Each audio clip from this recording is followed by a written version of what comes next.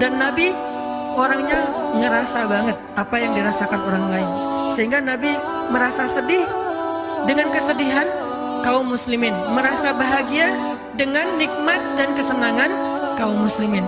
Maka Nabi pun pernah marah ketika ada seorang perempuan yang dilecehkan oleh orang Yahudi di Bani Quraidah, kalau nggak Bani Qainuqa. Jadi ada seorang cewek muslimah lagi belanja di Bani Qainuqa, di pasarnya orang Yahudi. Tiba-tiba roknya diikat pakai tali, terus disangkutin di apa ya, kayak di tiang gitu. Sehingga ketika perempuan ini berjalan, auratnya kesingkap, kelihatan kakinya, kelihatan auratnya. Dia malu, nangis gitu kan. Pas dia nangis malu, dibela sama seorang laki-laki muslim, anak muda. Dia ngebelain, dia potong tali itu, kemudian dia marah kepada beberapa anak-anak muda Yahudi yang iseng, yang bikin perempuan ini malu. Mungkin kalau zaman sekarang ngeprank gitu kan ya, usil-usilan gitu. Dia marah, akhirnya laki-laki yang ngebelain perempuan ini malah dikeroyok sama pemuda Yahudi sampai dia meninggal dunia. Maka Nabi langsung marah, kemudian mengatakan, sekarang kita akan menuntut keadilan kepada Bani Qainuqa.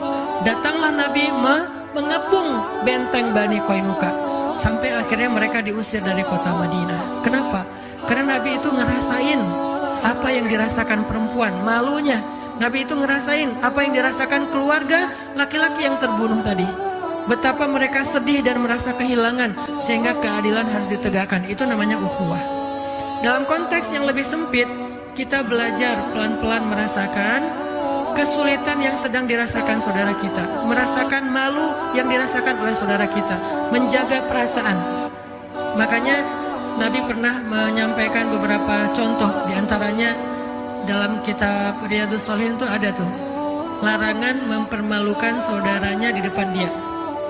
Salah satu hadisnya, janganlah kalian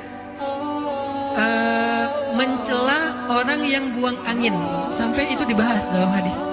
Janganlah kalian mencela orang yang buang angin. Kenapa kalian mencela dan mentertawakan sesuatu yang kalian lakukan juga? Jadi nggak boleh diketawain. Kenapa kok Nabi sampai menyampaikan hadis ini? Gara-gara dalam satu majelis, namanya juga orang lagi mungkin lagi nggak enak badan kali ya. Dalam satu majelis ada seorang laki-laki, maaf, buang angin dan kedengaran. Yang lain kan jadi ketawa ya. Dan itu kan kayak otomatis gitu kan. Yang lain pada ketawa, dia malu karena kayak ya aib banget kan. Terus yang lain pada ketawa, dia malu banget. Dia kayak udah nggak tahu harus buang muka kemana gitu kan ya. Terus Nabi langsung menetralisir keadaan dengan mengatakan, janganlah kalian mencela atau mentertawakan orang yang buang angin. Kenapa kalian mentertawakan sesuatu yang kalian juga melakukannya? Artinya semua orang punya masalah yang sama, cuman mungkin ada yang nggak sengaja gitu di tempat umum dan seterusnya, sehingga nggak usah dibahas, nggak usah diketawain.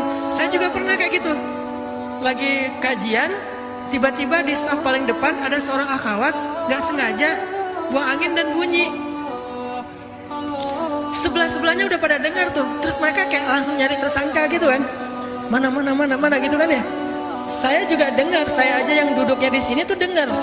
Apalagi yang di sebelahnya kan. Saya dengar dan saya tahu orangnya. Tapi saya nggak mau ngelihat ke arah dia. Supaya apa? Ke distract langsung. Nggak usah dibahas, nggak usah difokus, nggak usah di zoom in, nggak usah di capture ya. Udah biarin aja. Terus akhirnya saya kayak langsung ngedistract dengan kajian dengan cerita-cerita, dengan orang yang tadinya noleh-noleh gitu ngeliat siapa. Karena saya membolkan lagi, kayak dipertegas lagi kajiannya, ceritanya, nadanya dinaikin lagi dikit, akhirnya orang lagi jadi fokus dan lupa. Dia yang tadinya hampir malu, lama-lama jadi netral dan setelah kajian udah lupa. Ini sampai segitunya diperhatikan dalam Islam, menjaga perasaan, jangan membuat orang ilfil, bete, dan seterusnya. Dan itu ukhuwah banget. Dan itu nggak hanya kepada orang yang solih, karena ukhuwah itu tidak hanya berlaku kepada orang yang sudah sama-sama ke masjid, orang yang sudah sama-sama sholat, bahkan kepada orang yang belum ke masjid, belum hijrah pun itu tuh dijaga. Supaya apa? Jangan sampai bikin dia ilfil dengan kebaikan, sehingga dia semakin ngegap, semakin berjarak, semakin menjauh dari kebenaran. Islam itu harus mampu apa? Muslim itu ya'lif wa yu'laf. Orang Islam itu dia mudah merangkul dan mudah juga dirangkul. Itu orang Muslim banget tuh.